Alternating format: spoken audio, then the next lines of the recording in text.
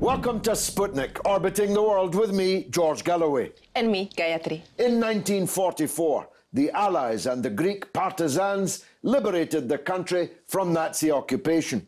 It was a bloody and bitter campaign, made more so by the presence of Nazi collaborators amongst the Greeks who had assisted in the Holocaust of the occupation. The Allies, Britain and the US, and the then Soviet Union, had worked closely with the Greek partisans, who were indispensable allies. So, it ought to have been a joyous occasion when on December 3rd, 1944, crowds of anti-fascists gathered in Athens' Syntagma Square, waving the flags of the Allied nations and chanting, "Viva Churchill, Viva Roosevelt, Viva Stalin." But not so. Fearing that the anti-fascist resistance in Greece was becoming too strong, too left-wing, and too likely to take power after the war, confounding Churchill's plan to reinstate the king and the old order. So the British brought the former Nazi collaborators onto the rooftops around the square, gave them back their automatic weapons, and ordered them to open fire on their erstwhile allies, murdering 28, mostly young boys and girls, in cold blood, and injuring hundreds of dancing, singing demonstrators. A civil war ensued, with Britain and the US backing the obvious side, the side who'd been killing British soldiers just a few months before. Joining us now to discuss what happened next is a brave British woman who worked in the Greek anti-fascist underground during the dark days of the Greek military junta, the colonels who seized power in the aftermath. Her name is Judy Cotter. Judy, welcome to the Sputnik. You were the first ever woman vice president of the National Union of Students, and they sent you in underground in Greece. We'll come to that in just a minute, but first your reaction to the Guardian's revelations this week about the British culpability, absolute culpability, in the massacre in Syntagma Square. Well, it doesn't surprise me, because I think a lot of people don't understand the dirty tricks that the British government got under. During that period, after 45, before the end of the Second World War, the British government even brought British troops out of Italy, where a critical point in defeating the Nazis. They actually brought British troops out just in order to suppress the left partisan and popular movements. It's a shameful period in our history. Basically, Churchill was refocusing. He had used and been happy to work alongside the Soviet Union and these left-leaning partisan movements in Yugoslavia and Greece and Italy, and indeed in France. But as soon as it looked like the Nazis were on their way out, he refocused on what was going to happen after the war, turned British guns on their own allies. Yeah, absolutely. I mean, you have to remember at this period, and following it in the 70s when I was involved, you had fascist governments in Portugal, in Spain, but you also had popular movements in France and in Italy. And as you say, Churchill was worried that there'd be most of Western Europe would be led by left-leaning progressive governments, and part of the whole Cold War ethos, his Cold War ethos, he felt it was in British interest to suppress these popular movements. Including murdering them. Including murdering them. And in fact, this is unbelievable in some ways, the SOE, the Special Operations Executive, the sort of secret service that had worked with the partisans during the war to defeat the Nazis, they came to respect the partisans for what they were doing. So Churchill had the MI6 brought in, and we believe that, in fact, MI6 even murdered some of the SOE executives. Well, it's not called Perfidious Albion for nothing. Let's fast forward just a little bit to 1973. You're the first woman vice president of the National Union of Students, then a left-leaning organisation, and you're sent in underground under the colonels, the fascist junta in Greece. Tell us about that. Well, I was given what was called anti-fascist responsibility because, as I've drawn a picture of, that was the state of Europe, Western Europe at that time. You also had the end of the Vietnam War and shenanigans in Latin America and in Africa. So I was asked to pursue the progressive policies of NUS at that time.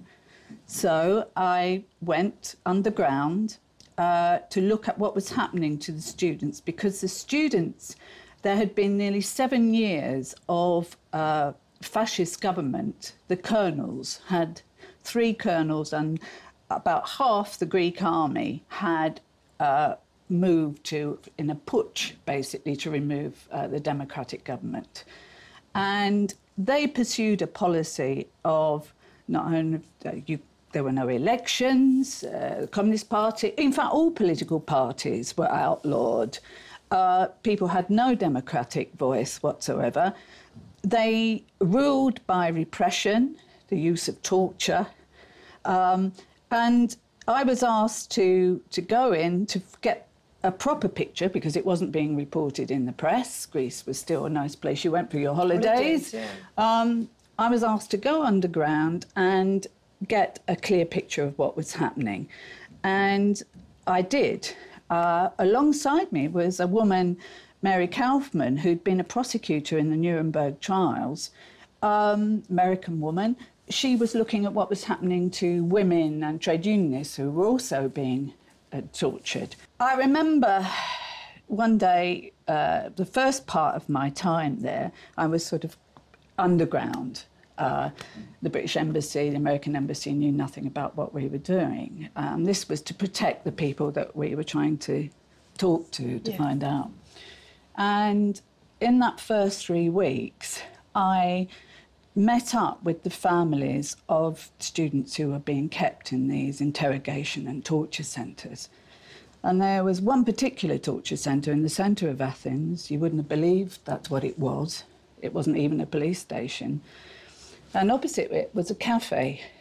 And I would go and wait in the cafe, and when the coast was clear, I would step out to the back, sit amongst all the bottles, and the parents of the students would come in and talk to me, show me the bloody clothes of their sons and daughters, and tell me about what was going on. And what I learnt about the tortures was quite horrific. Electric shock treatments, rape, other sexual abuse, water deprivation, food deprivation, pulling the fingernails out. It was just horrific. After about 3 weeks, when I had got enough information, there was, although hundreds were being kept in detention centres, torture centres, I focused on about 120, and then 12 of the leaders who I understood were close to death's door. And I took a chance. I think I was young, I was in my 20s, and I thought I was untouchable. I can't believe I did this now, but I waited to try to get into one of the torture centres because as people who are involved in Amnesty International and other organisations know that if the torturers know that people outside it can make a life and death difference to what is going on. Luckily, I turned up at a day when Batakos, who was one of the colonels, was outside giving a press interview to the world's press. And so I used the opportunity to start calling out the names of the students who I knew were inside and being tortured. And I actually managed, because they were aghast, in the chaos that followed, to get myself in and call out the names. The lesson of all of this, surely, is not just Perfidious Albion and the disgraceful role that it played after the imminent defeat of fascism, played a great role in the defeat of fascism, then turned its guns on the enemies of fascism. and continues to cause wreckage and carnage throughout the world.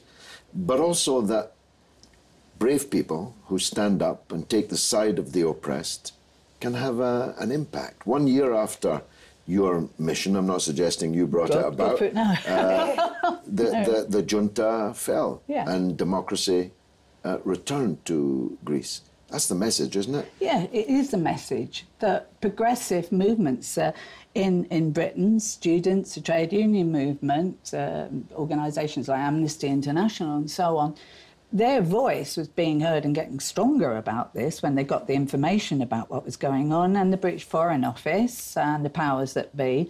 It was no longer in their interest necessarily to support such crude fascist leadership. And that was a lesson right the way through the 70s, you know. The United States couldn't defeat the Vietnamese. And one of the factors in that was not just the struggle of the Vietnamese people themselves, but people around the world were saying, no, we don't want to be a part of this, and the US got to withdraw. And similarly, and you know, when I look back at it at that time, everywhere you looked, Britain's dirty tricks department, their fingerprints were on everything. But getting rid of progressive leaders in Iraq and Iran, later on, US involvement in Chile, even in Africa, in Ghana, getting rid of the Nkrumah progressive government. And the murder of Lumumba in movement. In Congo. You seemed fearless at the time. Did you not fear for your own life? And how was your own security? Not really, but the real fearless ones were, of course, those students and women and trade union leaders who were imprisoned and being tortured at the times. They were the ones who were fearless. Judy Cotter, thank you very much.